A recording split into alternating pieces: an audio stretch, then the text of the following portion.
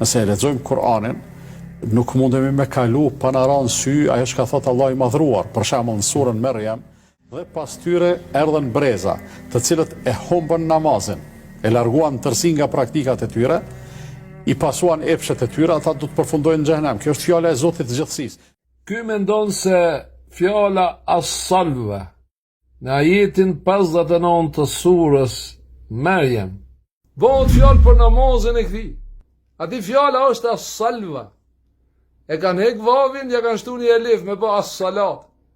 As-salva është lidhje.